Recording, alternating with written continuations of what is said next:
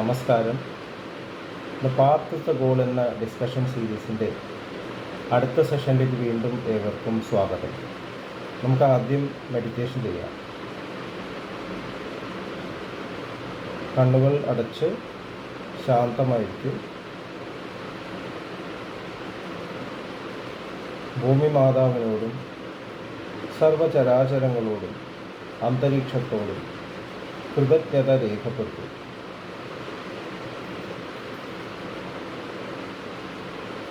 ഭൂമി മാതാവിൽ നിന്നുമുള്ള healing energy കാലുകളിലൂടെ പ്രവേശിച്ച് ശരീരം മുഴുവൻ വ്യാപിക്കുന്നതായി ശരീരത്തിലേക്ക് എല്ലാ ഭാഗങ്ങളെയും എല്ലാ കോശങ്ങളെയും റിലാക്സ് ചെയ്യാൻ സഹായിക്കുന്നതായി അനുഭവിക്കും.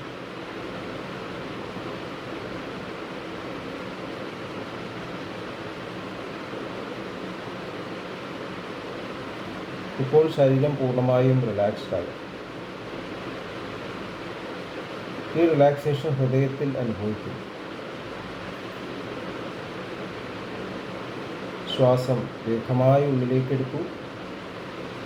ഹൃദയത്തിൽ സ്നേഹം നിറയുന്നതായി അനുഭവിക്കും. ശ്വാസം പുറത്തേക്ക് വിടുമ്പോൾ സ്നേഹം പ്രപഞ്ചം മുഴുവൻ വ്യാപിക്കുന്നതായി അനുഭവിക്കും. ഹൃദയത്തിൽ കുടികൊള്ളുന്ന സ്നേഹത്തിൻ്റെ സ്രോതസ്സിൽ നിന്നും ഉദ്ഭവിക്കുന്ന ദിവ്യപ്രകാശം മനസ്സിനെ ആകർഷിക്കുന്നതായി അനുഭവിക്കും. ആ ദിവ്യപ്രകാശത്തിൽ ധ്യാനം ആരംഭിക്കും. മനസ്സിൽ ചിന്തകൾ വരുന്നുണ്ടെങ്കിൽ മൃദുവായി അവയെ അവഗണിക്കുക. ദിവ്യപ്രകാശത്തിൽ ധ്യാനം തുടരുക.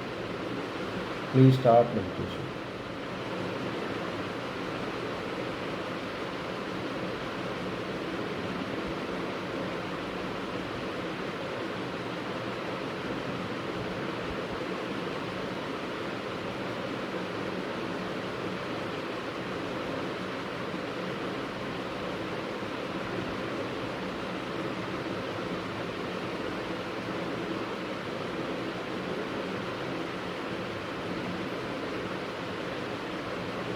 ഓക്കെ, കണ്ടീഷൻ ഹൃദയത്തിൽ നിലനിർത്തി പതുക്കെ കണ്ണുകൾ തുറക്കൂ.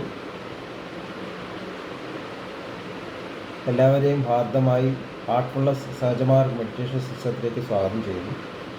എങ്ങനെ ജോയിൻ ചെയ്യാം എന്നത് ഡിസ്ക്രിപ്ഷൻ ബോക്സിൽ കൊടുത്തിട്ടുണ്ട്.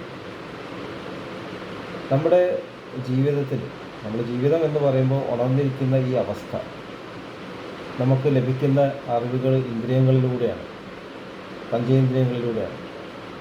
നമ്മൾ ജ്ഞാനേന്ദ്രിയങ്ങളിലൂടെ അറിവ് നേടുന്നു, കർമ്മേന്ദ്രിയങ്ങളിലൂടെ അവിടെ പ്രവർത്തിക്കുന്നു. അപ്പോൾ നമ്മൾ ജ്ഞാനം നേടുന്നു, ജ്ഞാനം ഉപയോഗിക്കുന്നു എന്ന് പറയുമ്പോൾ ഈ ജ്ഞാനം എവിടെയാണ് റെക്കോർഡ് ചെയ്യപ്പെടുന്നത് എന്ന് നമ്മൾ മനസ്സിലാക്കണം.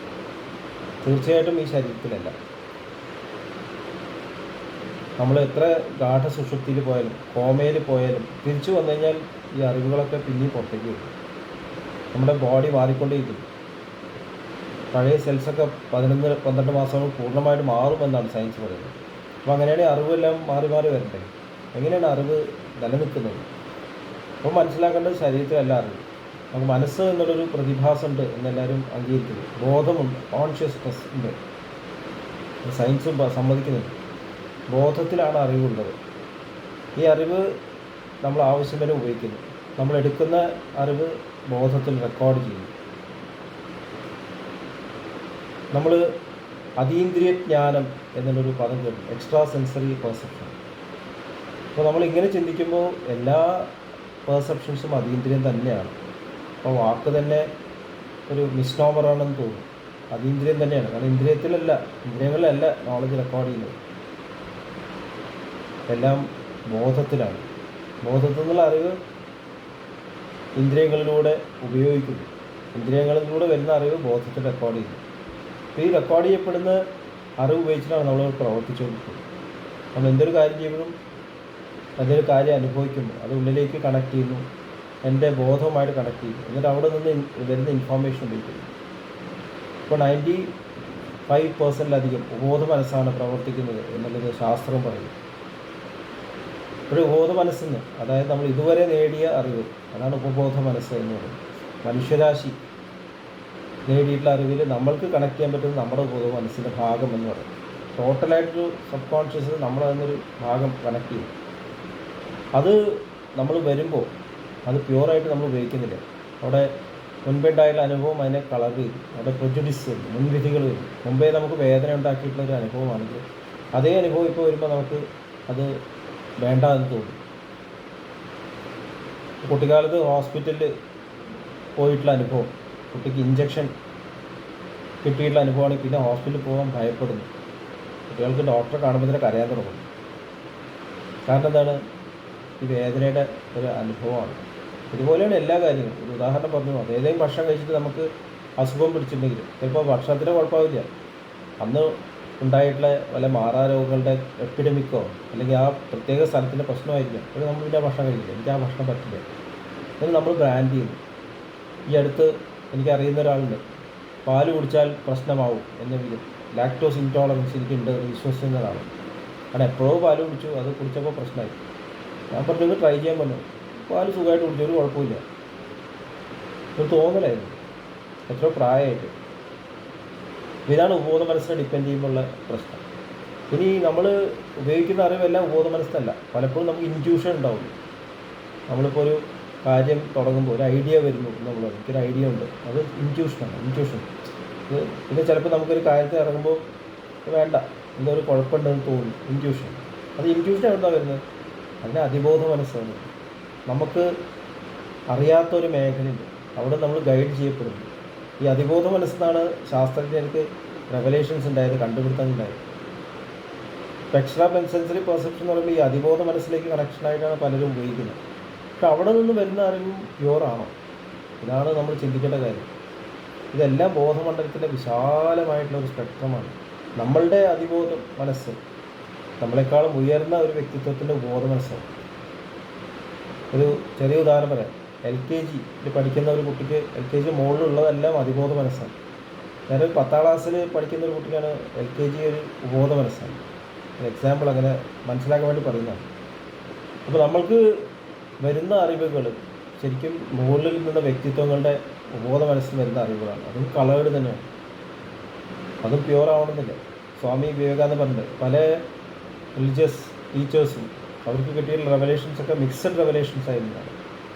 അവിടെ ഈഗോ ഇടപെട്ടിരുന്നു. കാരണം അവർ ആരിൽ നിന്നാണ് കേട്ടത് അത് ക്ലിയർ ആയിട്ടില്ല, അവരത് സത്യമായിട്ട് സ്വീകരിക്കുന്നു. നമ്മൾക്കും നമ്മുടെ രാജ്യത്തിനും ലോകത്തിനും ഉണ്ടാകുന്ന പ്രശ്നങ്ങളാണ് ഇങ്ങനെ ഇൻറ്റ്യൂഷൻ വന്ന് പലരും പലതും പറയുന്നു. ഇവിടെ ഇന്ന കാര്യം ചെയ്യണം, അത് തന്ന ഇൻഫർമേഷൻ എവിടുന്നാണ് വന്നത് അത് അറിയില്ല. അപ്പോൾ അങ്ങനെ പ്രവചനങ്ങൾ നടത്തും. പ്രവചനങ്ങളൊക്കെ ചിലപ്പോൾ തെറ്റായിട്ട് വരും, ചിലപ്പോൾ അപകടമായിട്ട് വരും. ഈ സമൂഹത്തിനെ നിഗ്രഹിക്കുക. ഞാനാ പറഞ്ഞു, ഈശ്വരൻ പറഞ്ഞു, ഞാൻ പറയുന്നു. അപ്പോൾ ഞാനാരാണ്? അത് തീർച്ചയായിട്ടും കളേർഡായിട്ടുള്ള കോൺഷ്യസ്നസ് വരുന്ന കാര്യങ്ങളാണ്. പ്യുവറായിട്ടുള്ള ഫ്ലോ അതും ഈ അതിബോധ മനസ്സിൻ്റെ അപ്പുറമാണ് എന്ന് സാഹിത്യമാർഗത്തിൻ്റെ മാസ്റ്റർ ബാബുജി മഹാരാജ് പറഞ്ഞു. ലോകത്തിനെ മാറ്റണം എന്നുണ്ടെങ്കിൽ ഇത് പോരാ. ഈ അഹംബോധത്തിൻ്റെ പ്രവർത്തനമില്ലാതെ അഹംബോധത്തിലേക്ക് മറികടന്നിട്ടുള്ള ഒരു സ്റ്റേറ്റിൽ നിന്ന് വരുന്ന പ്രവാഹത്തിന് മാത്രമേ സഹായിക്കാൻ സാധിക്കൂ. അതാണ് സ്നേഹം എന്നുള്ളത്. ഒരിക്കലും അവിടെ ഹിംസയുടെ വാക്കുകൾ പറയില്ല, ഒരിക്കലും അവിടെ ഈഗോ ഇടപെടില്ല, മുൻവിധികൾ വരില്ല, വെറുപ്പുണ്ടാവില്ല, ജലസി ഉണ്ടാവില്ല. എല്ലാവരും നന്മ ഉൾക്കൊള്ളുന്ന ഒരു കാര്യമായിരിക്കും അവിടെ. പ്യുവർ ഫ്ലോ ആയിരിക്കും. അപ്പോൾ അവിടെ നിന്നും കിട്ടുന്ന ഇൻഫോർമേഷൻ പലപ്പോഴും നമ്മൾ കളേർഡായിട്ട് നമ്മൾ ലഭിക്കുന്ന ഇൻഫോർമേഷൻ വളരെ ഘടകവിരുദ്ധമായിരിക്കും. അപ്പോൾ നമ്മുടെ മാസ്റ്റേഴ്സിൻ്റെ ഉദാഹരണം എടുത്ത് നോക്കിയാലറിയാം. മാസ്റ്റേഴ്സ് ചിലപ്പോൾ തീരുമാനങ്ങൾ എടുക്കുമ്പോൾ പെട്ടെന്ന് വിഡ്രോ ചെയ്യുന്ന കാണാം.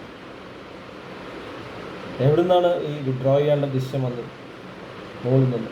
ബാബുജി മഹാരാജിനെ കുറിച്ച് കേട്ടിട്ടുണ്ട്. ബാബുജി മഹാരാജ്, ലാലാജി മഹാരാജ് വരുന്ന ഒരു മുറിയുണ്ട് ഷാജഹാൻപൂർ, അവിടെ ഇരിക്കുന്നു, തൊപ്പിട്ടിരിക്കുന്നത്. അദ്ദേഹം വരുന്നു എന്ന് പറയുന്നു. എന്നിട്ട് ജി മഹാരാജ് പറയുന്നു. അപ്പോൾ എന്തെങ്കിലും ഒരു കാര്യം ചെയ്യണ്ട എന്ന് ലാലാജി മഹാരാജിൻ്റെ ഇൻസ്ട്രക്ഷൻ ബാബുജി മഹാരാജ് ഒബേ ചെയ്യും. നമുക്ക് കേൾക്കാൻ പറ്റും.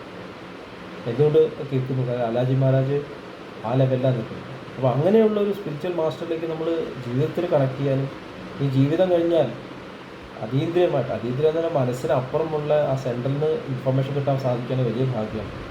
പക്ഷെ അത് ഒബേ ചെയ്യണം, ജീവിതത്തിൽ അത് ഒബേ ചെയ്ത് പഠിക്കണം. ഏറ്റവും ബുദ്ധിമുട്ടുള്ള കാര്യങ്ങൾ ഒബേ ചെയ്യലാണ് ഏറ്റവും വലിയ ഒബീഡിയൻസ് ആചാര്യന്മാരത് പറഞ്ഞു. അങ്ങനെ മാസ്റ്റർ പറയുമ്പോൾ ഞാൻ ഇത്രയും ചെയ്തു, ഇനി ഇതെങ്ങനെ ഒഴിവാക്കുക എന്ന് പറയുമ്പോൾ അത് ഡിസൊബീഡിയൻസ് ആയി. എത്ര വലിയ കാര്യമായിരുന്നു, ദ്വാരക കടലിൽ മുങ്ങി, ഭഗവാൻ അവിടെ നിന്ന് പോയി, ഇതൊരു മുകളിൽ നിന്നുള്ള ഇൻസ്ട്രക്ഷൻ. മഹാത്മാഗാന്ധിജീനെ തിരിച്ചു വിളിച്ചു.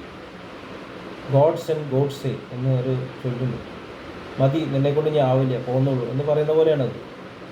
അപ്പോൾ അത് സ്വീകരിക്കാനും റാം എന്ന് പറഞ്ഞ് പോകാനും സാധിക്കുന്നു. അതാണ് മഹാത്മാവ് എന്ന് പറയുന്നത്. അപ്പോൾ ആ ഒരു തരത്തിലുള്ളൊരു ഒബീഡിയൻസ് വരുന്നുണ്ടെങ്കിൽ നമുക്ക് ആ ഒരു ഫ്ലോ പ്രാണാഹുതി പൂർണ്ണമായിട്ട്, പ്രാണാഹുതി എന്ന് അതിനെ പറയുന്നത് ജ്ഞാനങ്ങളുടെ ജ്ഞാനമായിട്ട് പ്രാണാഹുതി സ്വീകരിക്കാൻ 100% സ്വീകരിക്കാൻ നമുക്കാവുന്നു. അങ്ങനെയാകുമ്പോൾ നമ്മൾ ചെയ്യുന്ന പ്രവൃത്തികൾ നമ്മളാൽ അല്ല ഗൈഡ്, ഞാൻ എന്നുള്ള ഈഗോയാൽ അല്ല ഗൈഡ് ചെയ്യപ്പെടുന്നത്, അത് ആ സുപ്രീം തലത്തിൽ നിന്ന് ഗൈഡ് ചെയ്യപ്പെടുന്നു. അത് എന്ത് തീരുമാനിക്കുന്നു, എന്ത് സംഭവിക്കുന്നു എന്ന് നമ്മളതിൽ നമ്മുടേതായിട്ടുള്ള ഇടപെടലുകൾ ആവശ്യമില്ലാണ്ട് വരും. ഇതാണ് അറിവുകളുടെയും അറിവ്. ഇത്രയും പറഞ്ഞുകൊണ്ട് ഇന്നത്തെ ഡിസ്കഷൻ ഇവിടെ അവസാനിപ്പിക്കാം. അടുത്ത സെഷൻ വരെ വിടവാങ്ങുന്നു. നന്ദി, നമസ്കാരം.